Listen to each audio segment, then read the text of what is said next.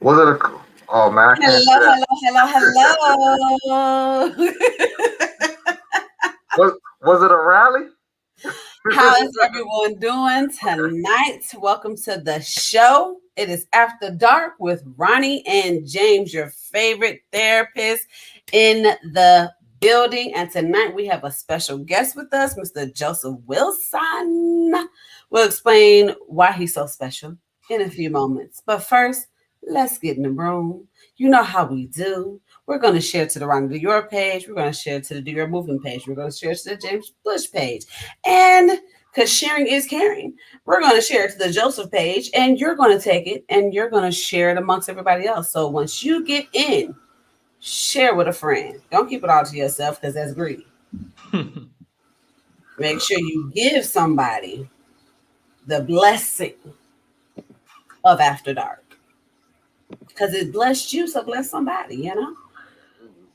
And tonight we are bringing our big M's of marriage to a close with this topic about millennials.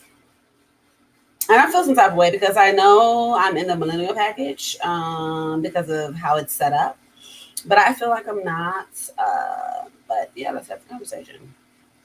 So you Z generations, you can come on in the room too. Huh.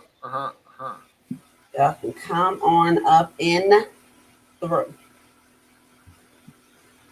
Because we are sharing, and sharing.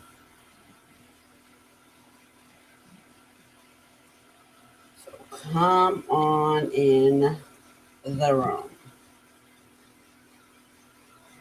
And just for your listening pleasures, we are also live on YouTube right now. So if you can't catch it on Facebook, tell that person that doesn't have a Facebook page because I don't know where they are in the times, but they can also just go to YouTube and just Google the Ronnie Dior or After Dark, and they'll be able to watch it live on YouTube.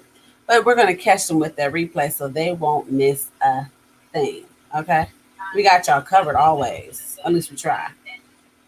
We got y'all covered just as much as James has that big head covered with that hat. Hello. Thank you. They love rubbing on it. I don't know why I opened the door for him to Open the walk door. on in there I'm gonna every take it time. every time. They love rubbing on it. Yeah. All right. What is it? They love Cool James. Ladies love Cool James. Is that what it is? You know what? You're like the second lady that said that within the last 10 minutes. Only the second one? Only the second one? You're losing your cool, baby. You're losing your cool if I'm only the second one Shoot. now. Hey, that's the second one I can talk about. Hello, Harold. How are you? Okay, see, first of all, ladies, I need you to come in the room. Why? Because we have 1, 2, and now 3 men and just little old me. You know, Harold is a regular, and now Joseph is in the place, and I feel a little by myself. I need some estrogen in the room, ladies. So come on, help your girl out. Give us some estrogen feedback. Show up in the comment section. Whatever you feel like you need to say, whatever question you need to ask, whatever comment you want to make publicized, drop it in the comment section. We'll see it. No matter if you're watching on YouTube or watching on Facebook, it'll filter right here. Okay? And we will get it started in 1 more minute. Yeah, what's up with their face? What you thinking about? You got a thinking face going on. Looking at this poll. I'm talking here, not you. Oh, What's wrong with you now? Always looking at the poll. yeah. Hey, polls are very, very informative. Hint, hint. Very informative, though. It shows you where our society is going. Tells you where and shows you where. So, ladies and gentlemen, welcome to After Dark with Ronnie and James, your favorite therapist to be having these conversations with. And we have a special guest joining us tonight, none other than the Mr. Joseph Wilson, master level marriage family therapist in the building. What's up, Joseph? How did you? What's up, y'all? How y'all doing? I'm good on this evening. I'm ready for this conversation. Good, because we always ready to have one. So let's do a recap. We've been dealing with the big M's of marriages, right? So we talked about myths and some lies that we had to debunk for you guys to make sure you understand that ain't what marriage is all cut up to be. Then we talk about modeling behavior. So who models the behavior of marriage for us that we then build our marriages on or seek for? Then last week we had our divorce therapist on, Miss Nikki or Nicole, and she was talking about what we all were talking about: more money, more problems, and dealing with the prenup when it comes to marriages. And so today we're going to wrap it with a little bow and talk about millennials and marriages and all the things that comes with that.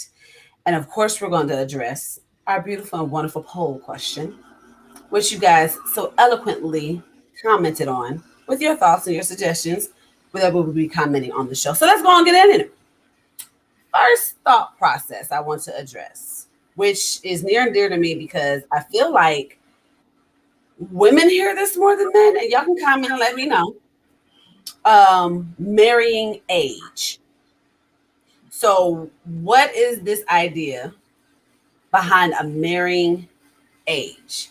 Because it seems like I said, it's a rush for a woman. When you gonna get married? Because you should be married by this age. You should be starting a family by this age. This is if you reach this age and you're not married yet, the chances of you getting married is slim to none, or you're gonna end up settling just for something. We've seen that question go around so many times that I'm kind of tired of hearing about it. Because in order for us to marry, we have to have somebody to get into that union with. So let's talk about that. Is there really a such thing as a marrying age?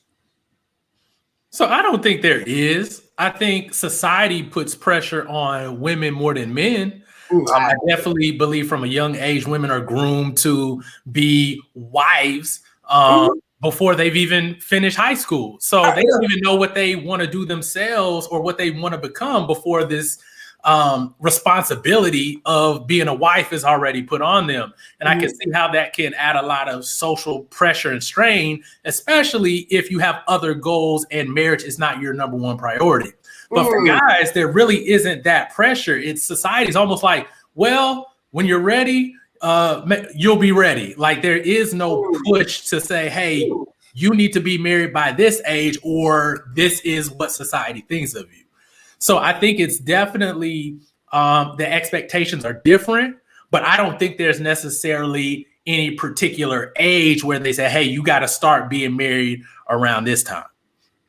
So what about like the cut, or so is there a cutoff marrying age? And James, I definitely want you to chime in on this because we've been going back and forth about this actually quite frequently, quite recently. Is that the golden age, I guess, is 35. If you're not married by the age of 35, the chances of you being married is you're gonna die alone. Oh, right. You gonna die alone. You ain't never gonna have nothing. Or if you do, you gotta settle for something you really don't want just so that you can, like, I guess, save face. I don't know, honey. So what about that? Is that a real thing, or is that like just another one of these myths that we just pressuring people into? Well, to hit that other comment question that you had quickly, I think a lot of the stuff that we're talking about is based on tradition, procreation. It's been rumored that 27 to 35 is a sweet spot for women to become pregnant, to be able to carry babies. There's a higher frequency of women having babies around those age brackets or so. But with the new science and technological innovations that are going along with that, women are having children later on in life. Also, too, there are more careers that women are pursuing. So the thing is that we kind of have to change the way we look at that definition to some extent, because there's more that's being evolved and is taking place to do such things. Times haven't caught up with that. The narrative hasn't caught up with that in our present day generation. And so that's why you're seeing some of the things you're seeing. I mean, guys, for instance, again, like I said before, World War II, after World War II, now we saw women, working class, going to work, doing more things than they had done in since the dawn and beginning of time. And Mm-hmm. so because of that, you're going to have this adjustment period. I think we're still in that program. It's not been a 400 years yet or anything like that. So we have to take that into consideration. As far as the marrying age, I think it generally comes down to a number of different factors, age, but also to what each individual is looking for in their life, respectively. We have different ideas about what we desire or what is available to us. We all are still learning. And then also, too, we have places where people, they didn't have the necessary resources or teaching to kind of know how to have healthy marriages, how to have healthy relationships, how to have sex, per se. We learn it from porn and Heather Hunter. But anyway. Did you say porn and cat? I said Heather Hunter. Oh. Anyway, like I said, my point being is that we had a lot of this stuff take place, and that, again, this is within a transition moment in our time in history that we're all still trying to adjust to. Of course, with adjustments, there are some bumps and there's some bruises and there's some learning lessons that we all have to be open to. So we'll see. And here's another thing. That question is a social question. It's not a individualized question. Yes. So people, depending on what your position, your socioeconomic status, your tradition and religious beliefs, or any type of worldview that you have, will impact how you think about that question. Mm-hmm. Where you could take any two people, sit them down and talk about, okay, in your life, when do you think is a good marrying age? You'll get different things, but that's where the conversation needs to happen. It doesn't need to happen on a big grand scale. It doesn't need to be your aunts and uncles having this conversation at Thanksgiving, talking about, so when is this happening? When are you doing this? When is that happening? It needs to happen with you and whoever it is you're interacting with on a daily basis as who is a potential partner. That's where the conversation needs to be had, not with people who have their own lives and allowing society to put their influence on it, because society does not do a good job of positively influencing people. No, they don't. It really doesn't. So in that case, when we ask people this, we unintentionally kind of play into that thought process that there should be a marrying age. Right. So then there's the pressure. So then here comes pressure to then get married when you're not ready mentally to be married. Let me throw something. Let's take marriage off the table. Let's throw it off the table. And let's say that you're in another culture or anything like that. And let's talk about occupations and educational preferences or so. Some cultures, from the very early age, they'll tell their offspring, look, you're going to be a doctor. You know, there is no other thing about it. You're going to be a doctor. You're going to go to med school. There's an immense amount of pressure upon you. But guess what? Suck it up and go and do it. And they will go and do it, or so like that. You'll see 3 or 4 different doctors within a household or anything like that from that perspective culture, anything like that. It's an expectation. It's what they do.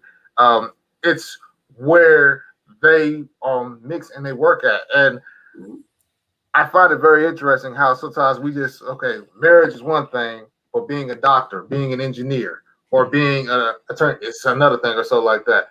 It's based on what that family has decided what their values are. And I think that can't get lost in the conversation. And unfortunately, some of our families haven't been intact long enough to have any values attributed or attached to it or so like that, because they've been broken for so long. And so that's something that comes along with that. There's no traditions that are passed down. There's great-granddaddy was this, granddaddy was this, or anything like that. There's nothing to fall up under. And so when you have that, it seems like sometimes everybody's just moving and going for whatever they can go respectively. And so I think we have to take that into consideration as well, too. But I also noticed, like, especially within our culture, and I can't even say especially, I can say I can only speak for my culture because it's the culture that I live in. It becomes either this or that. It's not, you can have that both, or the order in where you have it. It's you can assume about being a doctor and you can think about wanting to do these things, but it can't coincide or put you off track when it's time for you to get married. Like the press and the push is still on, but you only hear this come from people who are married. You don't hear this conversation from people that are single. You know, it's only from the older married people that feel like it's cool to build your career, plan those things for your future, but we need you to go ahead and get married so that you can have kids and then you can plan the career. It's like in the reverse for some. even as a woman who nowadays it's about building your career and trying to, as we talked about the other episodes, having it all. The thought process of that, we have to be bombarded with the question of how are you going to have it all and still get married at a timely fashion, or make sure you still get this done. You may have to compromise or sacrifice. That is the conversation. And so it becomes, why do I have to, like, the pressure then becomes, okay, so what you're telling me is that's because I can't get married at 40. That's because I can't get married at 45. That's because I have to be married in my 20s. So I don't have time to go to school and build my career in my 20s, because I need to be getting married in my 20s, and I can wait to my 30s and 40s to establish myself. Like, to me, that's undue process, undue pressure. But yeah, we keep doing it. And then it forces people into relationships for the sake of feeling this pressure. And then you're divorced in a couple of years because you didn't know the first thing about getting married, other than that was the expectation from your family or from the society that you live in. Or from I think James hit it. It's the values that the other generations have that may not be your values. And that is, I'm glad that you brought up like another culture, because I come from an immigrant family, and my mother's values on education and what she wanted me to do was not the same one for me. It was not my own values. So where it broke down and where the playing field became level was when we had a personal conversation about the topic, not a societal conversation about it. I think that's the same thing with the people who are older than us and are married, saying that you should. They're placing their values on you, whether it's culture, whether it's what they just believe to be true, but that may not be my value. So where the conversation can actually be had and broken down, and some understanding of where I'm coming from and where they're coming from, is to have that one-on-one level, that surface, that personal conversation about, these are my values. I understand you have yours, but it's not what I'm trying to do. True. And that's where that comes, and where someone, because there's plenty of people that I know now that have parents that are immigrants that are going through it because they're not in the career that they want to be in. They don't want to be a doctor. They want to be an artist. So that pressure is causing them to go through this whole emotional thing, the same way people who are being pressured to be married. But it's the values. And I like you, that conversation is big, because here's the thing. If me as a person, if I don't have my own set of values and I can't articulate what it is I want or what I value in the world, then to have an alternative with me not having something to combat that is going to be tough. So now I feel like I should be getting married because I don't have any alternative to what tradition has traditionally said. So that's a whole conversation. Do you even know what your own personal values are in that conversation? But see, the question is, do I have to have a rebuttal? Can I just say, no, that's not what I want to do? No, that's not my, what do you want to do? I don't know, but I'm trying to figure that out. But what I will not do is feel like I have to move forward with this thought process until I come up with a better plan, because at the end of the day, and this, yes, we were definitely raised in a Western culture where individualism is like the key thing and not the collectiveness that comes from other societies, other cultures. So they do make moves based off what's best for the family or best for the unit or whatever the unit wants them to do. So that's the difference. Let's make that clear. So my thought process is that of the Western, where what I want to do is going to be what I do. And in the time that I want to do it. And I don't owe anyone an explanation of how that process goes. But yet we feel like we do, because enough people keep making it like their business. And I like when you said it's a personal conversation, because that's all it's between the people that's like, that needs like a need to know basis type situation. And that's, because you don't even know I know a lot of people, which is going to take us to our next point. They don't even know if they want to be married. But you haven't even asked the question, I want to be married. You told me that's what I need to do. And I need to go ahead and get on it. But you didn't even ask me if that's what I want to be, though. Nor should everybody be married. There's some people that it's just hard for them. It's like just hard for them. Parents, some people don't need to be married. You need to be alone. I mean, that was rude. You're going to die alone.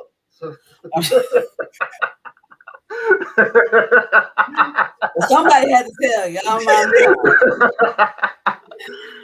But hey, Harold said that we have to break the mold to change the outlook of our future. Change is good, and that the marrying age, because we're gonna have to come back to the hair. I need you to speak on that. When we were talking about the marrying age, he says only relevant if you want kids. That's what I wanted to hit on. What Harold was saying is because, I mean, you have a rough amount of time from, I guess, what, well, to the marrying age, legal marrying age was 18 or so, unless you get a parental consent. 18 to 35, because that's when the doctors say you become a geriatric pregnancy. Right. So 18 to 35 or so like that. And I've met professional women who they've done well for themselves and they've got their grades, they've got their careers, and they are medical doctors and they are board certified and they're doing their thing. However, though, that time clock is starting to dwindle when they start to get into them 30s or anything like that. And so then now I've seen some, again, like I said, they're starting to freeze their eggs to kind of prolong their ability to have children. But what it does is that it lessens that window for them to be able to accomplish certain goals that they want to, possibly as being a mother or having children or so. So I think that's something that, we have to take into consideration as well, too, is that there's only a finite amount of time, where there's this ideal, this hourglass that time is going to stop while you are going and pursuing your career and bettering yourself and making the culture look very well. No, it's not. It is going to continue to move on, and you will have a certain amount of time to accomplish this or not.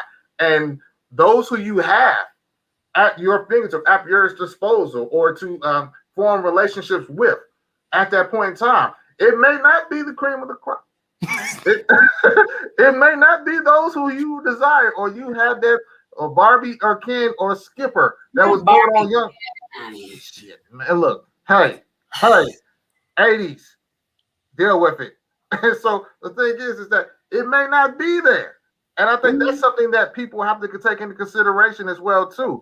I'm not saying that I'm a proponent of just doing things early on, but I'm saying let's tell the whole story about how this all plays out, because there is no quick answer to any of this, was what I'm trying to say. Mm-hmm. But society would want us to think there is. That's the problem. It's supposed to be easy and quick, but it's more complex than that. What's the next question? Because we're not going to serve us all that. What's the next question? Look, don't you rush me aside. We got time. I want to make sure I got enough time this one. Harold did mention that you don't want to be 70 playing catch with your 8-year-old. And I get what you're saying. I get what you're saying, because you have to think about the older it is that you're getting pregnant, what age are you going to be when your child is graduating, at middle school and high school and all these things. I get that. But a lot of things are beyond your control, because no matter, even if you're trying to, that doesn't mean you're going to get pregnant or get married because you want to be married by 25. That doesn't mean somebody's gonna come knock at your door and say, okay, now let's be married. You're 25 now, let's get this thing on the road. That's not how that works either. So that does take me to my next question, because we're talking about the marrying age, we're talking about what that looks like, society's thought process on that. But what I've noticed is a turn in the idea of marriage. And I want to know, is marriage still goals? Because now I hear a lot of people talk about life partners. And people make good life partners. And I just want to have a partner. I just want to have a partner for life. This person is my partner. And it's like, what's the difference between marriage and a life partner? Because with the paperwork, I'm confused. You ain't under contract. A life partner, you ain't necessarily under contract with. But kind of. She or he can't take half your money in the event that this situation that's where doesn't work out. To differ. Huh? Joseph, I definitely want you to tie in on that. Now, no, you don't have like legal rights to some extent, but at the same time, if we're purchasing houses and equity, and we're putting all this, we're living together, but we're purchasing these things together, and both of our names is going on these things. When it's time for us to break up, we still got to dissolve this stuff in some kind of way.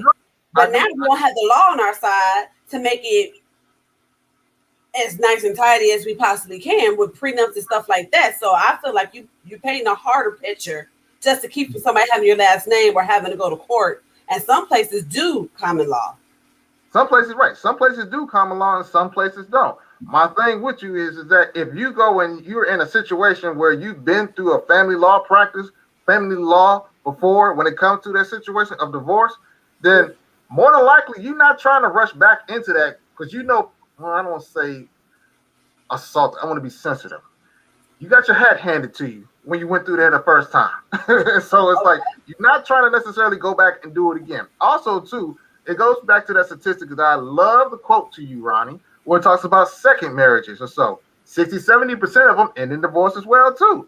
And so what happens? Well, sometimes the children or the child support from the first marriage or so like that impacts the second nuptials as well. Where the fact is you don't have necessarily any money left over from what you were doing in the beginning to now you're going to the second situation and there's a little bit of money left over in that spot too. So why in the world would I just go back and get involved in something all quick and nilly on that? That's why if you look at Pew research, as it states now, that cohabitation is up. Yes, I will cohabitate with you. I will be a life partner with you because that somewhat is, in my mind, the most safest route right now. As far as marriage, I'll pass on that. That's sometimes I believe the mentality of a lot of males at this point that I've talked to because it's like, why bother? I've gotten pretty much, I was on my grandma's couch. I mean, true stories. I was on my grandma's couch paying spousal support and all this other kind of stuff. Why in the world would I do that again? It doesn't make sense. I've got to grind just to have some in my 401k left in the end. So it's just, there's a lot that goes along with this. True stories. And so my point to you is just, men are part of the equation when it comes to marrying or so like that, if they are the consumers of female. Were they not? So it's part of the process. I mean, what'd you say? Dolphin said, Joseph, your frown line's telling me you got some thoughts. So I got a bunch of things that's floating around. So for one, when we talk about is marriage still worth it? I think it depends. It depends on who you're actually married to. That's almost just the same as saying, is it a good thing that husband exists? Well, it depends on if it's a good husband or not. It depends on if it's a good wife or not. So it depends on who you're actually marrying determines whether or not marriage is actually a good thing. And so I think people are leaning towards, okay, there may not be a good partner out there for me, so I won't go all the way as far as intertwining everything legally and stuff like that, just in case this person is not the right one. But I'm glad you brought up the cohabitation, because did you also see that there's also research that anxiety in cohabitating partners is actually much higher than married or singles couples? And here's why. Because anytime there's a fight, any time of discourse, which we know naturally happens in any type of romantic relationship, they have this thought that it could potentially end, and now we got to split stuff, and now I got to do out my way at any given moment. At least when a marriage is dissolving, there's months, weeks involved to where people can either cool down or you are level-headed and said, this is not where I need to be. But when you're cohabitating, that anxiety is much higher, which means people are less likely to commit. It's hard to commit when you have a lot of anxiety. So that's one of the things that we know as far as those studies also, that cohabitation doesn't always lead to further commitment. It can only go a certain level because there's naturally that level of anxiety there. And we know that if you want to go deep with somebody, you can't live in a state of anxiety anytime something comes up. So I think it all depends. I think it depends on who you marry. If you find somebody who is in alignment with your goals, with your aspirations, you guys are vibrating on the same wavelength, then marriage can be an awesome and a great thing to improve your life and those around you. But if you pick someone who is not on the same wavelength, you guys are on opposing ends of the spectrum as far as your values, and all you have is attraction and the physical part, now you're setting yourself up. Now marriage from here on out, especially if you continue to go on that way of judging, is going to be difficult. So I got something to just what he just said. He mentioned that somebody's vibrating on the same wavelength or so. I remember when I was back in grad school, they made this comment that Ronnie helped me out, Joe helped me out, that the average person in this day and age, not grandma age, not mom and daddy age, but this day and age has numerous career changes and career shifts within their lifespan. So we take that in consideration when you have all these different jobs and things and ideas that you are engaging in throughout your lifespan, throughout your 20s, 30s, and 40s and 50s, until when you finally get to that space, I guess that sweet spot, wherever it is that you are settled in what you are doing. My question to you is, how long do you think as a society now that we are patient enough to wait for that to mature or so like that? Because I don't really think that happens this day and age. There used to be, look, grandpa, grandma, you was at the plant, you worked at the plant for 30 years, you collected that check, and then basically you was praying that Social Security would do something for you, and that check would as well. Now they're saying that people are not waiting that long. They are making these shifts. And so these shifts happen from point to place to point to point. Okay, now I'm going back to school. Great. I'm glad you're a part of the talented 10th. I'm glad you got a master's. I'm glad you got a PhD. Guess what? There's a lot of stuff that goes on when people are working through those PhDs. My brother on the stage right now. The basis of what I'm trying to tell you is that all of this stuff is not isolated within a relationship dynamic. You know, it has its effects. And I think people have to take that into consideration when they're trying to find suitable partners. I mean, it is not an exact science, is what I'm saying. And that's the thing. People don't consider storms on this journey. They only see the end in mind. People only see the best case scenario.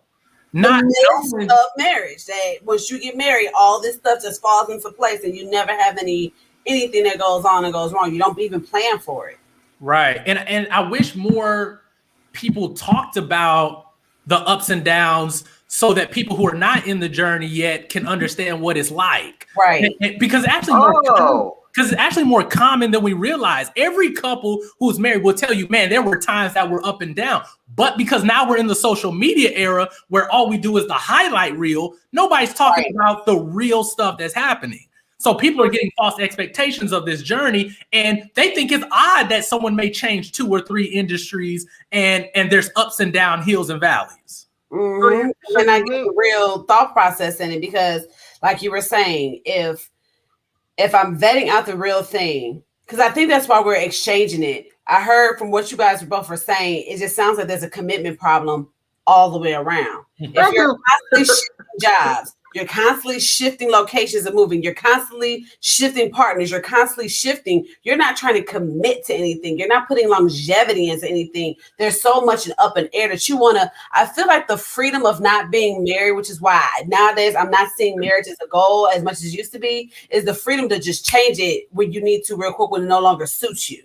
So if the job no longer suits you, you hurry up and find another one real quick. If the person no longer suits you, instead of going through the process of the work that you got to put in to have 10 years on a job, to have 15 years on a job, to have a 20, 30-year marriage, to have whatever, you have to put in work, you have to put in time, you have to be invested in that thing and committed to that thing. And the lack of commitment, it is like crazy. And I think that's the essence of a life partner, because you can make it sound cute, right? I think life partner is supposed to make it sound cute because just giving you some kind of a title to make you feel like you're going to be in my life for a while. And I just want to do life with you. But at any moment, I can cut this thing. Yes. That's the beauty of it. So why would you want to agree to being someone's life partner when I'm basically telling you, I want you to commit to me for as long as I'm willing to, but at any second, you're at will. You're at will employment at this point. At any moment, I can be serving you these papers. And then what you gonna do? Because there's no legal binding in things that can help you in that transaction when that thing goes down. There's nothing that helps in that situation to make it to just, whatever the situation, because I know people who've been just living together, cohabitating like 15 years, 20 years. What's stopping you? And now I feel like I'm pressuring them, right? What's stopping you from going ahead and get married? But you're already living the life as a married couple. Mm-hmm. You're already living this. You got kids together. You got grandkids. What? You know what I'm saying? I'm trying to make it make sense, but it's really not making sense. But I think that's big in millennials. And I'm wondering, is it the lack of proper, is it the lack of the modeling Like I don't really have a good model of what marriage is, so I'm afraid of messing it up because I don't want to get divorced and have to do all this all over again. Like you were even talking about, is it the idea of I don't know if I'm really ready to be that committed to something, and what if it ends? You know, is it the fact that we've seen marriage not work, so now we're scared, and I don't want that. Because I've seen my family break up, I've seen my parents break up, I've seen all this happen. So I don't want that for me. So I'll just date, but I ain't gonna get off into that marriage thing. Like what seems to be the culprit? I feel like, man, we didn't got so smart, we just dumb. Pretty much playing out. I just feel like that. Mark my word, it's gonna bless y'all tonight, man. We dumb. It's just dumb. We done, man, pretty much conceptualized this. Took all this data, took all these different feelings and emotions and experiences, and it's like I was telling one of the people who are they were doing the poll question with us, and I was saying it's funny how sometimes this generation, the millennials, we look back at the Generation Xers and our parents and all of them, and we look at the boomers and we say, "Oh man, I don't know how you stayed in that marriage that long. I wouldn't have stayed. I would have been and gone. I would have been and left." Like, man, you ain't gonna have challenges in your stuff too as well, no matter who you get with. And so my point is that some of the lessons and some of the information that we were supposed to receive, it's not that, man, the parents or the people modeling of us didn't give it. It's just that we didn't receive it. We didn't take it in. And so now we said, look, I'm going to make my own rules. I'm going to do it this way. And because what happens, us doing it this way, we built in these narratives that says, oh, I'm not happy, I'm ready to leave. And so then, boom, we just said, I'm happy, I'm not happy, I'm going to leave, I'm going to go and do my thing or so like that. And guess what? From this one to that one to this one to that one, you're going to die alone. It still ain't working for you. And I just don't understand this. It's just, man, so preposterous. It's ludicrous.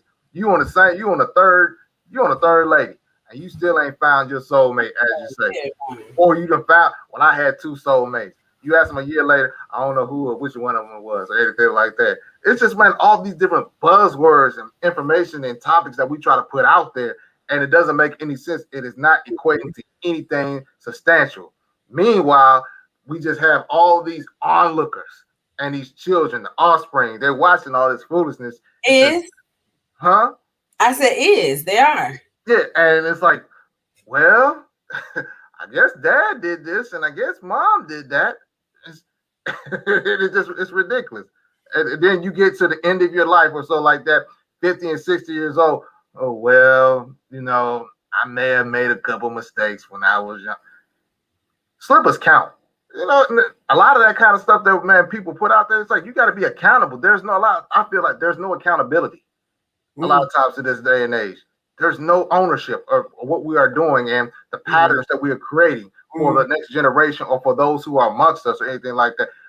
When I got, true story, when I got divorced, folks was looking at us like, man, I ain't trying to get married now. I mean, like, right. What? Yeah. I ain't trying to get married.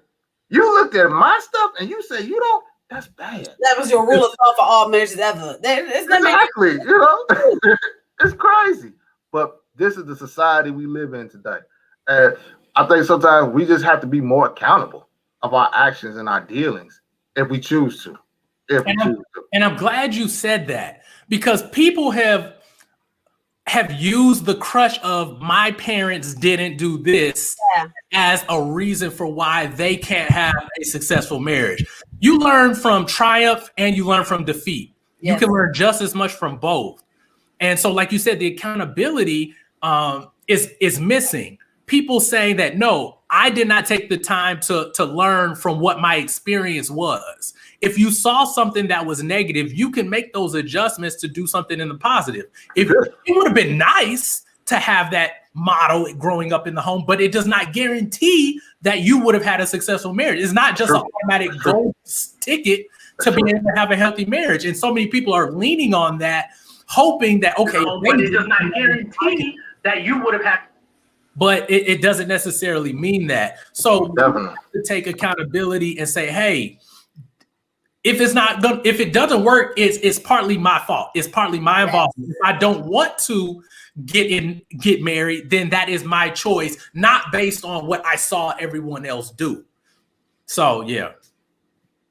And I definitely know that we get caught up in that. So I do want to have this. Then it definitely takes us to the poll question, because I feel like that is. I feel like two things. One, that's a reason why a lot of people shy away from marriages now, because who can we trust? Because right now we definitely are like in the I can be with you, I can be with you, I can be with you, and I can be with you too situation, to where we're not committing to being monogamous, right? Marriage requires monogamy. I mean, yes, people believe in polygamy, but marriage requires commitment. But in the reverse, I also feel like this is the reason why it ends. So the poll question, Mr. Sir James. It says, according to a national poll, I'm not going to tell you where I got it from. Not the stripper poll, y'all, because that also involves marriage too. Good one, Dink. All right. According to a national poll, the after dark poll of the week, is infidelity a major reason for most divorces? Yes or no? According to that poll, we had 70% of the individuals who were surveyed said yes. 30%, as you can determine, said no. But here was the kicker in all of this. A lot of people said that while infidelity may be a major reason, it may be the breaking point, there are other things that are happening behind the scenes that are promoting that breakdown in the relationship, such as poor conflict resolution skills, poor communication, financial issues, and toxicity. So here's what we have right there. We have individuals that are offering a sweeping generalization with caveats along with it. but, or Harold, he says that's a soft yes or a soft no. I told him, I was like, Harold, what is this soft and yes? Choose ye this day. Okay. Choose one, man. So what are you thinking, Joseph, when you hear that? Is infidelity a major reason for most divorces? We're not saying all, but is that the straw that broke the camel's back? Or is it like what some of those people say, like that may be the knee-jerk reaction to the other things that was already happening, and then that is the outward behavior that you see that now causes the marriage. Yeah, I think it's the straw that broke the camel's back. I think there's other things involved. I tend to agree with Dr. John Gottman, where he was like, it's the inability to resolve conflict through communication. So a lot of times it's other stuff that piles and piles and piles and piles to where one particular spouse does not feel heard or feel connected. And as a result, they go outside. So it started somewhere else. It didn't. Yes. That wasn't the first step. It's usually not the first step. There's usually a line of breadcrumbs that lead to that. But the way, so I guess it comes out, that's the part that we blow up on. Like, it's just like in any type of history, like a lot of the World War II was a lot of small events that led up to the big World War. We don't talk about the little embargoes and stuff that prompted the World War. But the big thing, the big event is what gets a lot of people's attention. It's you feel it more, it's talked about more. And as a result, that tends to be what people focus on when they say, this is why it didn't work. Harold just said something that now makes me ask a whole nother question.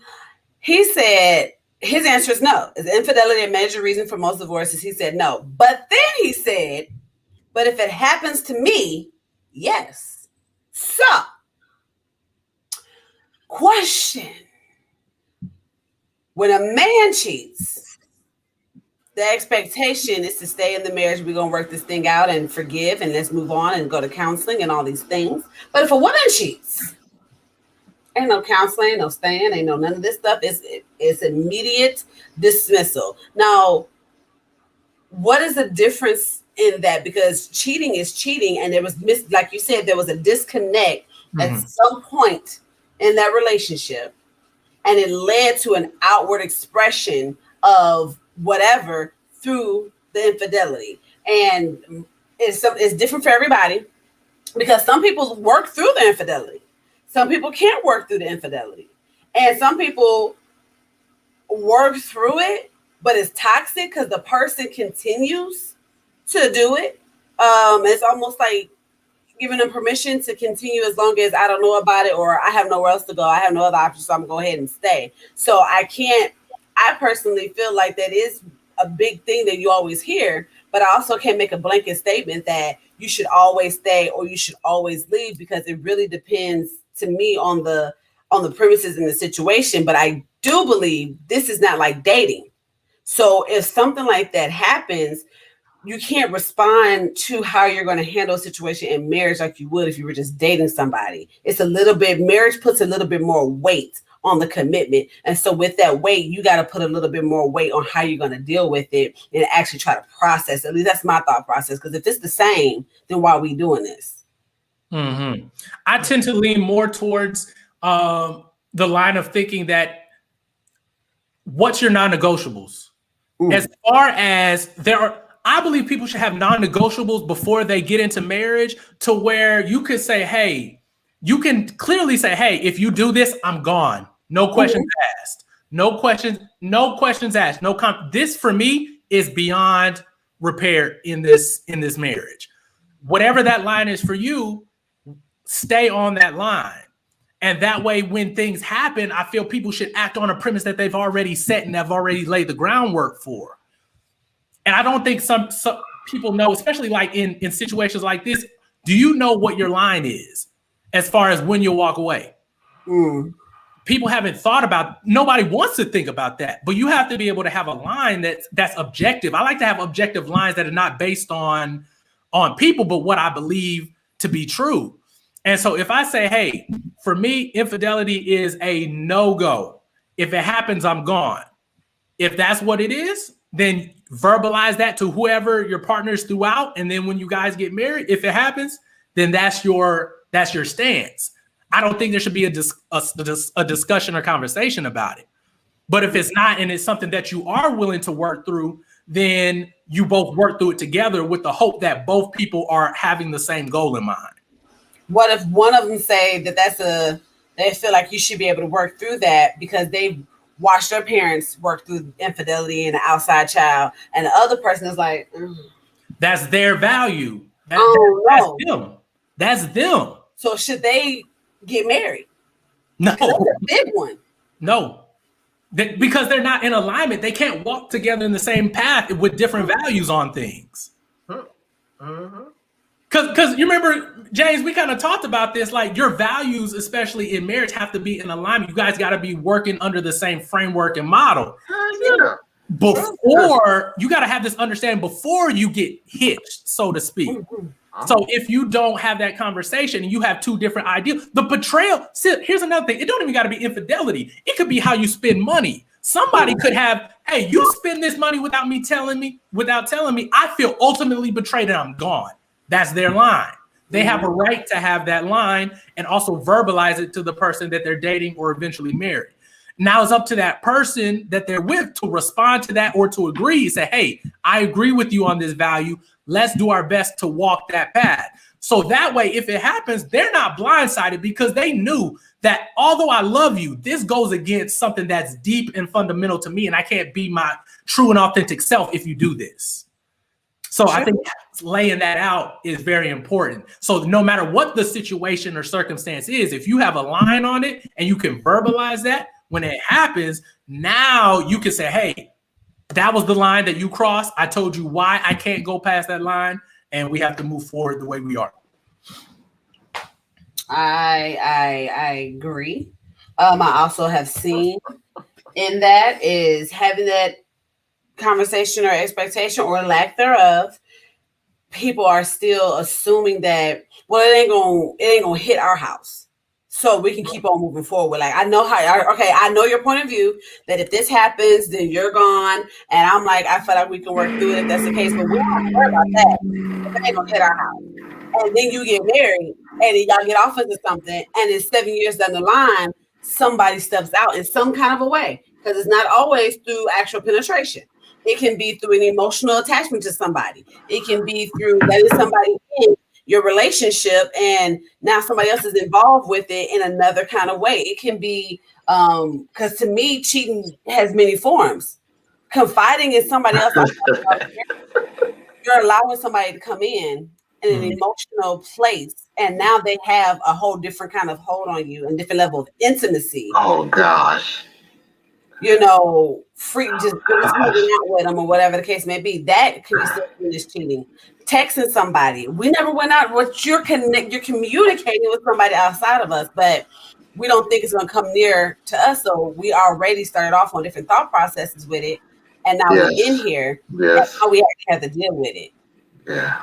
And it changes everything.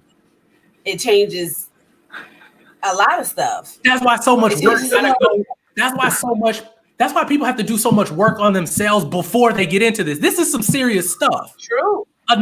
Enough singles don't think about all these what if situations before they get married. And they're so blindsided and they're like, what in the world happened? No, you had time to prepare. All the years you didn't have anybody, you had all that time to focus on you to get very clear. Just like in business, you have to be laser focused on what it is you want to do. We're therapists. We have to know our niche. We can't just go serve everybody and just hope that we're going to get to whatever our goal is. We have to be very intentional and deliberate.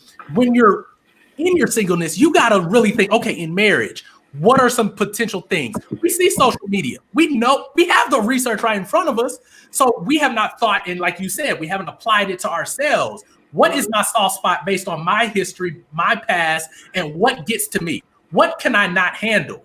And can I verbalize that this is one of those things where you cannot do this to me? Some people, you can't raise your voice at me because that triggers you. If you don't, you're able to verbalize that and share that with somebody, now you go ahead and get into a relationship and that's happening. It may not be physical abuse, it may not be neglect, but it's something that's fundamentally important to you that you have not brought up or set that line with. And now you're with somebody who keeps overstepping that, and you haven't said it, but you had time. Any of these questions you can answer with time.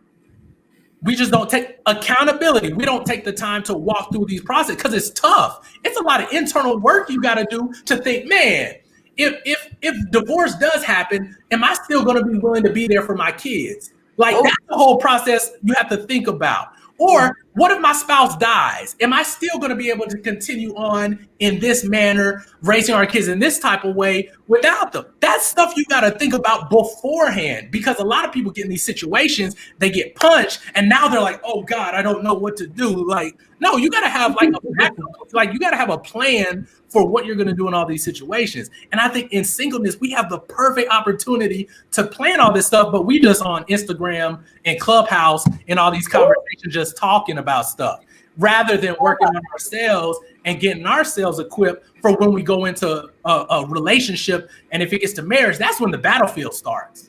That's the battlefield.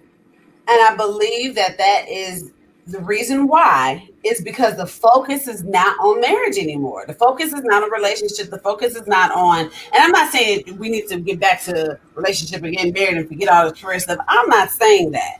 But it was once upon a time when we was thinking about all of those things. Now it's like something has completely taken the back seat, and now we're just focused on being entrepreneurs, being leading a culture of we bossed up and we doing these things. And yes, we have our goals and we have our desires, and we don't want a glass ceiling anymore, and we want to step out and start creating, generational wealth and all these things, and all that is good. But generational wealth for who? What generation? What generation are you creating this wealth for? Just say you want to make some money right now. You want to get your family out of poverty or yourself out of poverty. You want to live a certain life right now. But was marriage ever something that you wanted to do? There's no vision. So you have to make sure that while you're doing all the career seeking, you have to do the self-seeking to decide What do you need to work on for self so that you can actually be compatible for somebody else and be able to withstand the tests and the trials that come with marriage? Because the test and the trials is way more than the dating test and trials. It comes with a lot, because when she decides you don't want this no more, it costs. And if you don't want to be married, there's nothing wrong with that either. There's nothing wrong with not being married. Like, just be honest with yourself and don't get into the world where people who are looking for someone to connect their life to, like, don't get out there and do that. Be very clear and plain. You can still get out there and have fun, but you got to really set that line and say, hey, I'm just out here for a good time. I don't want marriage. So if you're looking for that, let's just be upfront about it. Because there's people out there who don't want to get married, who are looking and begging, please, someone come that don't want to get married. I just want to have fun. Yes, that's okay. Connect with that person. Don't connect with the person that wants to be married, and then you giving them false hope because you like them, but you know that ain't where you're trying to go. And now it's already starting off in the wrong way, because there's other people out there who don't also want to get married, don't feel pressured that you have to be. Or pressure that you have to become a parent. Absolutely. Live. But what, James? But that game has rules. And unfortunately, somebody does end up getting hurt. Because we know biologically, when you are connecting with a person, quote unquote, having fun repeatedly over and over again, or so like that, biologically, something is taking place within the female body as well as the male body. And so when that person decides that they don't want to connect with you anymore, then sometimes there's a feeling of maybe rejection, a feeling of despair, and there's all other types of things that go along with this. I didn't make it up. It's biology. It's science. It's stuff that comes along with it. And so I think that people have to take those things in consideration. It's like, okay, I don't want the commitment, but I just want to be able to go and do what I want to do. And I feel like this is how I'm going to live life for the rest of my days or so like that. I don't think it's going to work as clear cut as that.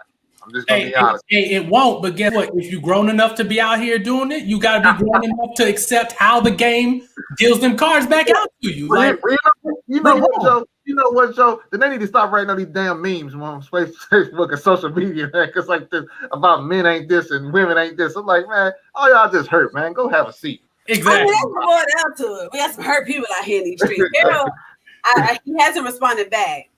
But Harold said, how can we please ourselves? I asked him, what do you mean? Harold ain't saying nothing else to that. So I was going to have that. I was going to put that on the floor because we're talking about working on yourself and, being with yourself and all these things. And really what it boils down to, ladies and gentlemen, is when it comes to marriage, the overall purpose of the segment of series that we've been on as we're bringing everything to a close is you got to be careful. You got to be intentional. You have to know yourself as well as get to know the individual that you're potentially thinking about entering this thing with, because it is serious business. We are trying to promote wealth. We're trying to promote health, and we're trying to promote healthy relationships. And we cannot promote that unless we teach you the fundamentals of the importance of communication and getting to know the person, yourself, and the person that you're going to be dealing with, because it all has meaning, it all has purpose, and it'll save you a world of trouble if you do the work in the beginning. In the beginning, you must do the work, or you're going to end up with these big M's that we're dealing with, and that's myth, lack of modeling behavior, more money, more problems, and the millennial marriage dish shift, where we don't know if we're increasing in divorces or if we're increasing and just not marrying at all, because now there's just this on the whole situation. And I feel like the moment we start losing those things is the moment we start losing the idea and the structure of family as well. So do we have any, what is so funny, honey? Man, it's like, some people say, well, we're doing better as a society. No, you're not. No, you're not. Just turn it up, man. Turn it off. Let it go. Any final words as we end the show, Joseph or James? Hey, JJ, come on now.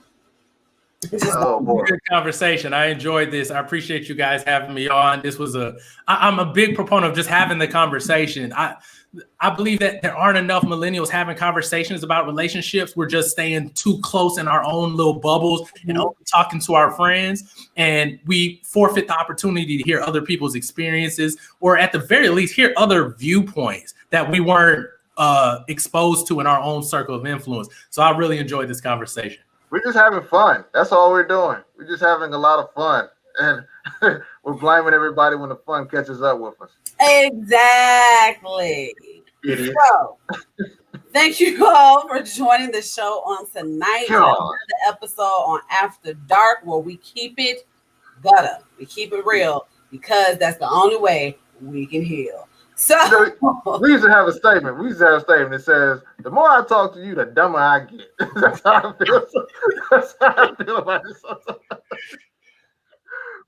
My sister, she said, "You call me an educated dummy." And on that note, I want y'all to stay tuned for next month's episodes. We are so excited. We get some things geared up for you guys, and I can't wait to have the conversation. And also, we have some game shows going to come out, so be on the lookout for those flyers, looking for contestants to participate on the After Dark couples game. Until then, y'all be breezy.